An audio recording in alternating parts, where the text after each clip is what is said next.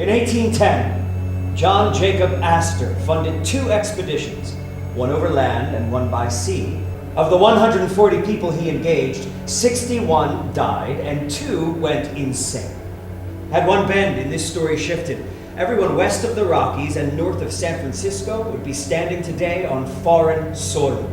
He would establish the hub of a Pacific trade empire at the mouth of the Columbia River, and to lead his adventure, he narrowed his finalists to 4 very different men. Don Mackenzie, Canadian-Scottish wilderness expert. So many beaver lodges. We should stop here, trap for a bit. I think I just felt a drop of rain, gents. I didn't feel anything. There it is again. It doesn't rain back in Ireland, Mr. Reed. Jonathan Thorne, American naval hero. This, the natives. Your guide should be respect and caution.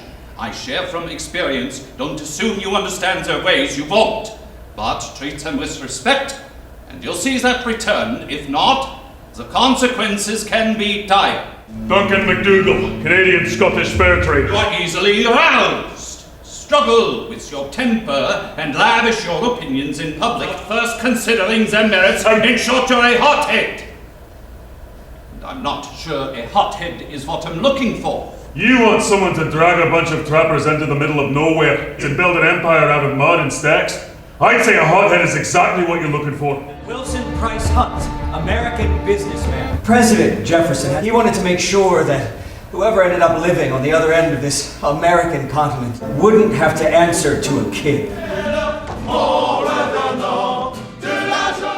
White men haven't done enough to our people in the East. You want to help them wipe us out in the West as well?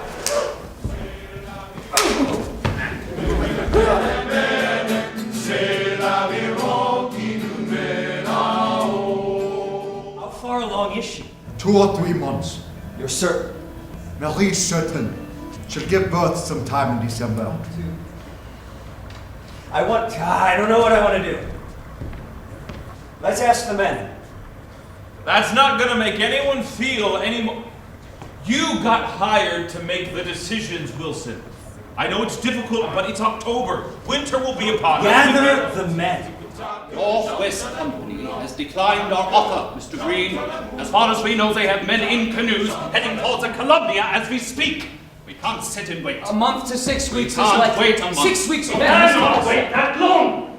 The future of the West depends on claiming the Columbia, and I'll be goddamned if the British get there before we do, Green. But so I'll be goddamned. Any man not in his assigned bunk by 8 p.m. will forfeit meals for the next 7 days. Good evening, gentlemen. We will defend ourselves, right? I will blow out the brains of the first man who disobeys my orders.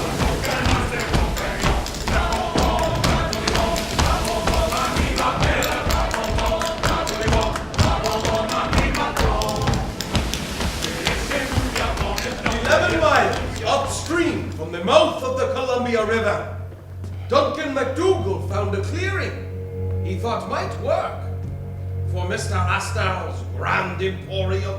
As the passengers from the Tonquin stepped ashore, the journey ahead seemed as daunting as the one behind. Taking in the new land they had traveled 22,000 miles to reach. The paradise Mr. Astor promised seemed both brutal and forbidding. They were as isolated as any group of men on the planet. First 17, 18 days, half a meal a day. Found some wild cherries, ate old moccasin soles. the physical sight of Crooks that day came as a shock. Hunt had never seen anything like the skeletal creature stumbling along the rocky shore. As he tossed that night, Hunt must have realized what a mistake it had been to give up the horses in favor of the faster but less certain canoes. From the heights, they had hoped to see the broad Columbia River plain lying ahead. Instead, they spotted snowy mountain after snowy mountain, stretching as far as the eye could see.